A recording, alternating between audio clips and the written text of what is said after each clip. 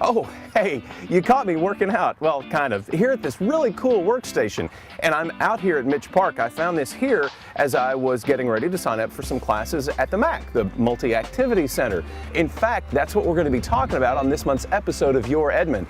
We'll also be talking about some things like plumbing permitting. Brian Sorensen out at Kicking Bird Golf Course will give us some golf tips. We're also going to introduce you to Edmond's newest council member. Those kinds of things and more coming up. We got lots to talk about, so let's get the show started.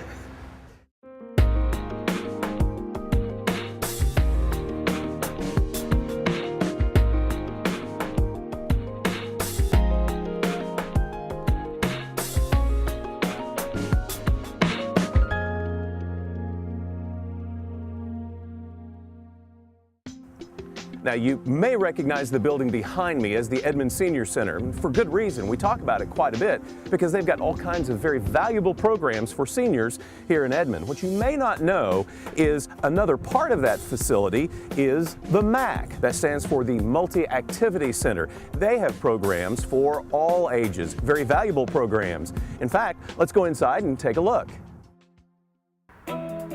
You've probably visited or heard of Mitch Park, the largest park located in Edmond. It covers 280 acres and has 5 miles of paved multi-use trails. There's also a disc golf course, 2 basketball courts, a volleyball court, 5 pavilions, and even a skate park. Mitch Park also houses the Senior Center and an amphitheater. There is another valuable asset in Mitch Park that many people may not know about, called the Multi-Activity Center, or the MAC. Here, children and adults can participate in many types of events and activities. We have art classes, we have cooking classes, we have Zumba classes for adults, which are very popular. Sewing classes as well. Archery is a very popular class. This summer we're actually having a lady come to start some cake decorating classes and teaching people how to build those wonderful cakes that you see on TV. At the Multi-Activity Center, there are affordable classes available for children ages 2 and up, and even classes for adults and seniors. There's also the popular Spring Break Camp and 2 summer camp sessions held in July.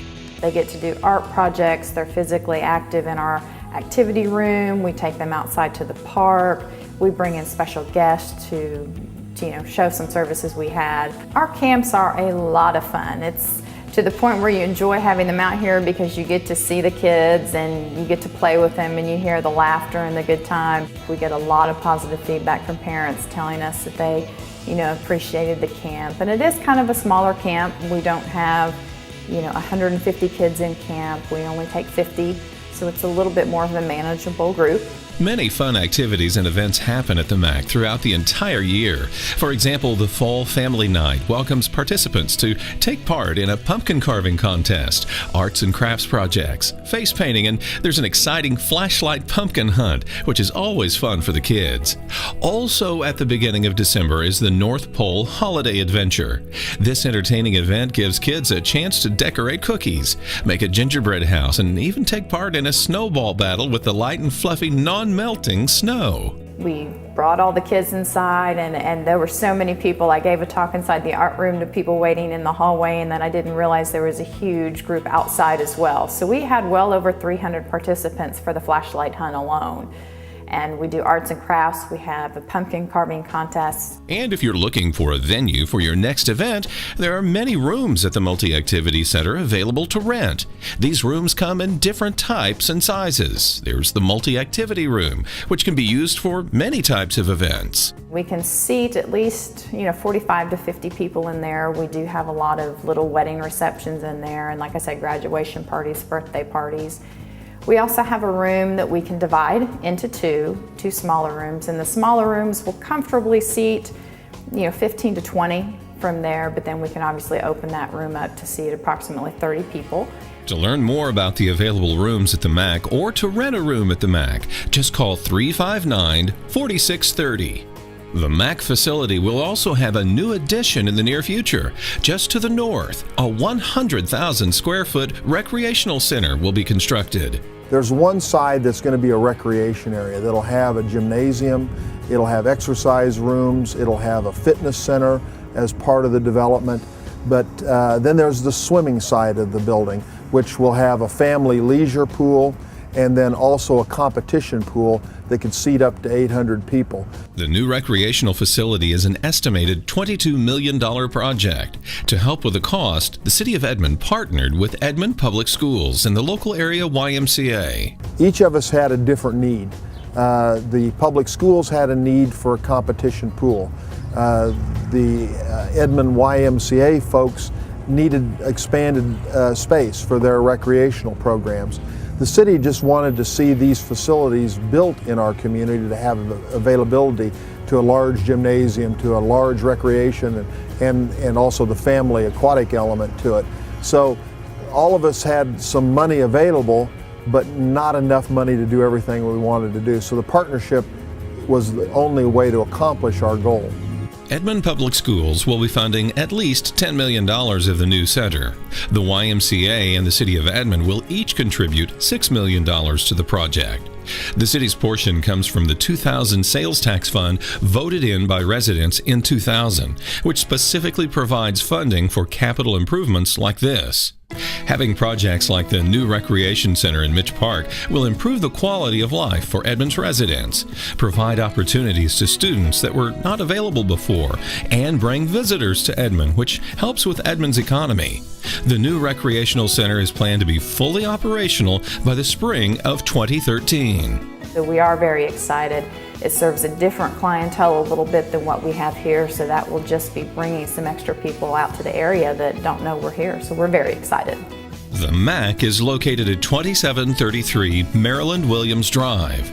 To find out more about the classes or events that take place here, or to rent one of the rooms at the MAC, just call 359-4630. Become a fan of the Parks and Recreation Department on Facebook and learn more about the events coming up. Just search City of Edmond Parks and Recreation. You can also find out a lot of great information by picking up the newest program guide. Each season, a program guide can be picked up at several locations around Edmond. It can also be conveniently downloaded from the city's website at edmondok.com. It contains all of the information over the many classes and events at Mitch Park and throughout the city. And it's a great resource to keep on hand because not only does it include our classes, our events, and our programs out here at the MAC, it does give information on the Senior Center, Arcadia Lake, Pelican Bay, and the golf course. So it is a very wonderful resource for the entire park system. Be sure to check out the newest program guide and find out what great educational classes and events you and the family can participate in at the MAC. Coming up on Your Edmond, I'll be checking out some of the classes offered here at the MAC. Let's see if giving me a bow and arrow and archery class was a good idea. Everybody stand back. Also, we'll be learning about building permits in Edmond, and we'll introduce you to Victoria Caldwell, the new council member for Ward 1. Stay tuned.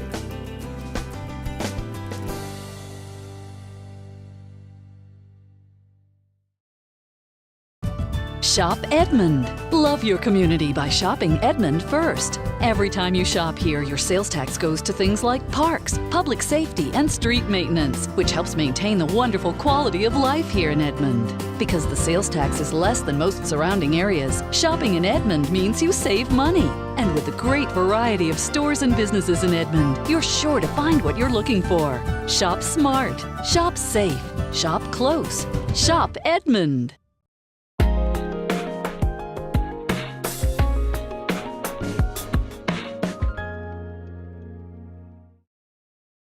Hi there, we're at the MAC this afternoon, otherwise known as the Multi-Activity Center, and from what I understand, there are all kinds of really cool things to do. You've got, pottery, sewing, cake decorating, but we're gonna run inside right now, and my friends and I are gonna see all there is to do inside. What do you think you wanna do? What'd you say? Archery.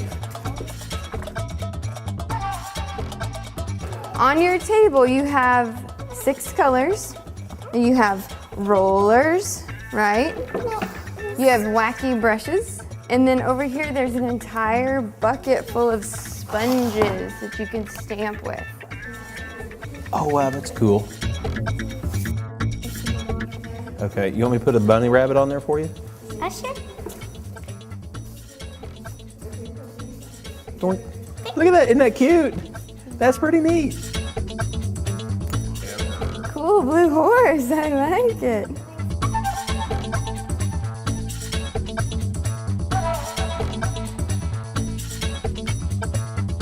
You can make dots all over it.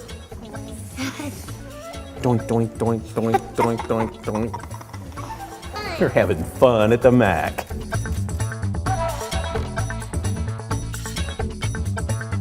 What you want to do here is take the white, that ball, you may not need it all, but you're going to roll it into a snake.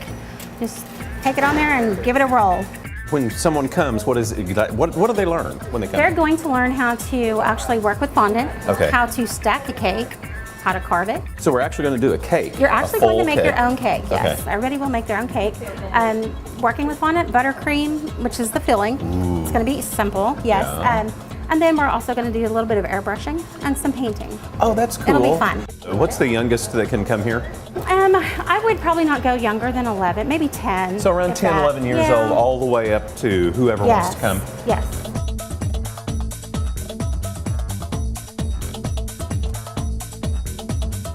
Okay, Janine, what do we hit? Looks like we've got little sewing stations going on here. We do. Each Okay. girl has a sewing machine. Each girl has a sewing station. And how old do you have to be to sew? Any certain age? Can anyone do this? 6. Around 6 years old? And they should have some kindergarten so they can Okay. have a little bit of an attention span. So once we get a little kindergarten under our belt, we can come here. And what are they making today? We're making a pillow top, Okay. a 4-square pillow top. Okay. And do you get to sew things at home? No? Okay, you have a sewing machine at home, but you can't use it, right? But you can use it here. Okay. And when you pull back, okay, Word to the wise, never make her mad. 1, 2, 3, pull up, pull it back, pull, pull, pull, pull, pull, pull harder, harder, harder, harder, harder.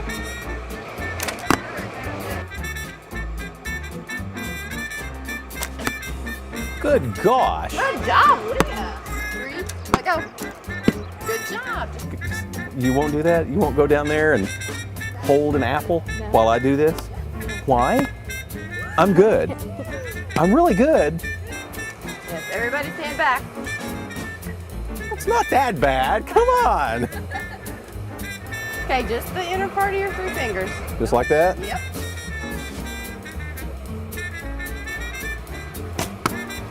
I'm shooting awful high, aren't I? Okay, last shot. Make it good. There you go. There you go. Well, Diane, thanks for letting us come out and teaching archery. Really appreciate that. Now, if you're interested in learning about archery or cake decorating or sewing or just about anything else, all you have to do is come on out to the Mac or give them a call or even go to the internet and check it out at edmondok.com. Well, here we are at Kickenberg Golf Club. The tip I have for you today addresses the most important part of the game, I feel, and the ball should find the hole.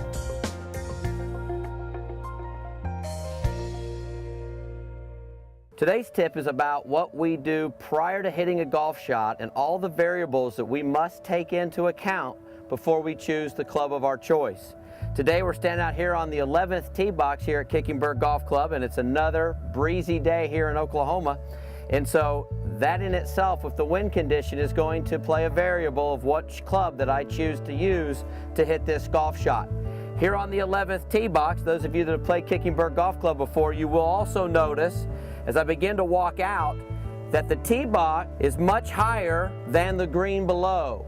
So that's another variable that I am considering when I'm choosing my club. A downhill shot, usually, and this just takes some experience, is going to take off about 10 yards on this particular slope. So this downhill slope, I know that I'm going to subtract 10 yards. I also look for the difficulty on this hole and where I don't want to hit it. For sure, I'm not going to want to hit it in the front right bunker. And I notice that there is a boundary fence behind the green. So to be on the safe side, I'm going to want to choose a club that will not hit the ball out of bounds. Other variables. If this was my first hole this morning and it was rather cold out, I know that I'm not going to hit a traditional 7-iron the same distance that I would that if it was warm, no wind, and I had already hit some shots. So when you're starting out your round and it's your first shot of the day or your first couple shots, do not plan on the same type of yardages that you would normally hit in the middle of the day when it's nice and warm. So we're going to use this shot. We've got a yardage marker that tells me 160. I'm going to pace that off to 1, 2, 3 paces. So I know to this white flag, which is in the center of the green, that I've got 163. I'm going through my variables. I know that the wind is pretty much straight across me today from the east, and it's quite a bit. So I want to make sure that I play that the ball is going to move to the left. I know that I don't want to miss back left, but sure enough, I want to make sure that I hit it over the front right bunker. So all that's going through my mind as I'm going to choose from this particular situation. 163, downhill would be 153, but the wind's kind of coming into me. So I'm going to play about a 163 yard shot, and hopefully this 7-iron is the correct club of choice. And then hopefully with a good shot, this ball will land on the green. All right, well, taking account all the variables that I just spoke about, we've hit a fairly decent shot and now have an opportunity for birdie on the tough 11th hole out here at Kicking-Bird Golf Club, which gives me the opportunity to invite you all out for a great round of golf. The weather's turning around. We've got a great golf season ahead of us, a lot of activities. Please come visit us at kickingbirdgolf.com. Also, we started a new Facebook page. Become a fan of Kicking Bird on Facebook. If you're interested in a tee time, please call us at 341-5350.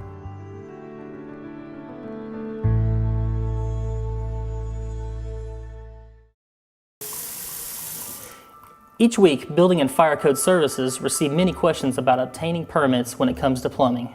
The International Residential Code basically requires a permit anytime that new plumbing is installed or existing plumbing is affected by new work or alterations to the plumbing system. Normally, the licensed contractor will obtain the permit for the work, but you should verify that it is being done. When a permit is pulled, we in the Building and Fire Code Services Department keep records of the change and inspect it once the work is completed. So if you replace your hot water tank, does your plumber have to pull a permit? The answer to that is yes. Anytime you change out a hot water tank, it must be permitted and inspected to ensure that the installation meets both code and local ordinance requirements. It also ensures that the finished job is safe for you and your family. Now, what if you have your faucet changed? Does that require a permit? Actually, it doesn't. If the actual plumbing system, such as the water pipes feeding the faucets, are not altered or replaced, then no permit is required to change out the faucet. What about sprinkler systems? If you have one installed in your yard, do you need to have a permit pulled? Absolutely. This is required because the existing plumbing system is being affected by installing the sprinkler system onto it.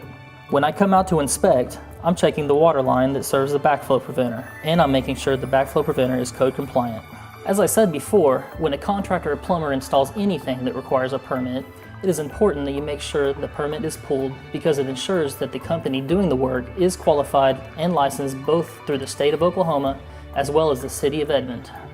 It also legally ties the plumber to the work he or she has performed and ensures a level of accountability. Finally, it allows a qualified inspector with the city to look at the work that has been done, making sure it is installed safely and in a functional manner that meets local and international code requirements. If you have any questions about plumbing permits, we would be more than happy to talk with you.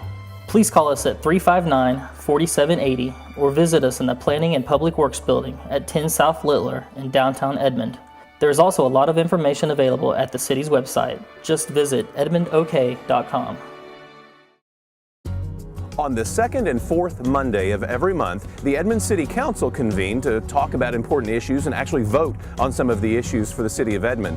Well, actually, we've just voted in Edmond's newest council person. For Ward 1, allow me to introduce Victoria Caldwell. Ward 1 Councilwoman Victoria Caldwell has called Edmond her home since 1979, but she wasn't always an Oklahoma native. I was born actually in Georgia, so I guess you could call me a little bit of a Georgia peach.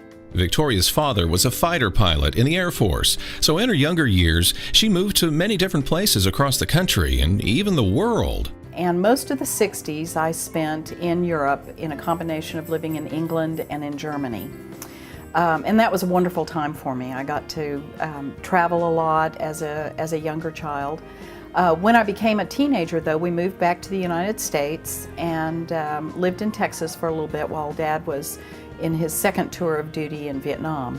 When her father returned from the war, they moved to Arizona, where Victoria finished high school. Then she attended the University of Arizona, majoring in music. After teaching for a short time, Victoria decided to pursue a career in selling real estate. In the meantime, her father had retired. Looking for a good centralized area between his parents and his wife's parents, they chose to settle in Edmond, Oklahoma. So I decided in the summer of '79 to drive out to Edmond and visit them. And I got here and really fell in love with the community. I immediately could tell that people were invested in their city, that they knew each other, that they worked well together, and it was just a completely different sort of ambiance. And that attracted me immediately. I decided, gosh, this is a great place to start my real adult life and start my real estate business. So I ended up staying and getting into the real estate business, and to this day, I'm still here. Her career in real estate also piqued her interest in the proceedings of the City Council and their function in Edmond. She told me the other day, and this is something I didn't know about her, is that when she first came to Edmond, she started attending City Council meetings just because it was fun. Wanting to learn more about city government, Victoria participated in the Leadership Edmond program, which gave her insight into some of the different places where she could serve her community. That, by the way, is a wonderful program that the Edmond Chamber sponsors. If you're interested in finding out where you might be able to serve your community, consider enrolling in that program. You get introduced to every aspect of Edmond life. As a result of the Leadership Edmond program, Victoria went on to become a committee member on the Edmond Arts and Humanities Council. She also served on the Capital Projects Financing Task Force. Part of her responsibility on that committee was to review and provide recommendations to the City Council regarding capital improvement projects to be constructed in Edmond. All of the projects are funded by the 3/4 cent sales tax approved in 2000. And through that fund, we've been able to do a number of marvelous projects, including the city offices that are on the east side of I-35, the MAC, the original Multi-Activity Center and Senior Citizen Center over at Mitch Park. We provided through this tax the underpass at Covell. So this is a substantial method of building capital projects for the city of Edmond through that 3/4 cent sales tax.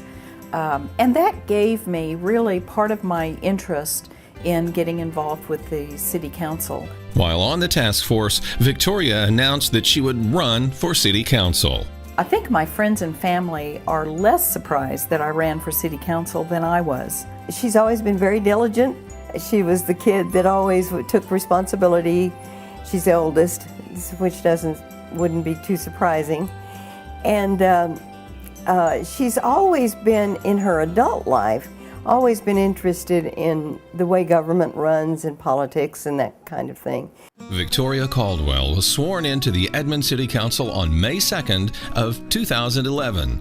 She sat for the first time as a council member 1 week later.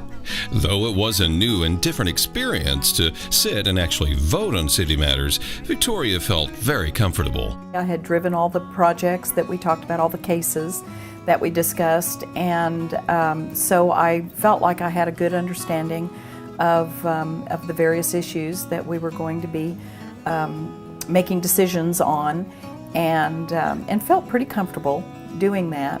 I think part of my comfort comes from having served the community in other aspects, especially most recently in the capital projects. But it is different being up there, and you know that you're thinking in terms of what's best for the entire city every time you look at a project. Victoria will be serving on the City Council for 4 years. During that time, she's interested in finding ways to bring more sales tax dollars into Edmond so that the city can still provide excellent services and fund the capital projects that improve the quality of life in Edmond. I see that happening a lot through inviting and encouraging quality businesses, retail and service, to move into our community and provide services and products that our citizens can enjoy and need, and encourage them to shop in Edmond more than they shop in other surrounding communities. So that's going to increase our ability to do those projects without taking additional funds from citizens. It's just money that they're already spending. When she's not serving as a city council member, Victoria is the managing broker for RE/MAX Associates in Edmond. There, she helps train associates in her offices, assists them with anything they need help in, and recruits new associates into the business. She's also well known among her colleagues for putting together fun parodies of musical skits. I also really enjoy entertaining and gardening, so I do a lot of that here at my home. I raise roses, and that's kind of an ongoing job. Every day, Victoria comes home to the house she's lived in for the past 22 years, and she's greeted by her cat, Boomer, and her rambunctious dog, Annie. Annie is half Jack Russell and half Dachshund and 100% naughty.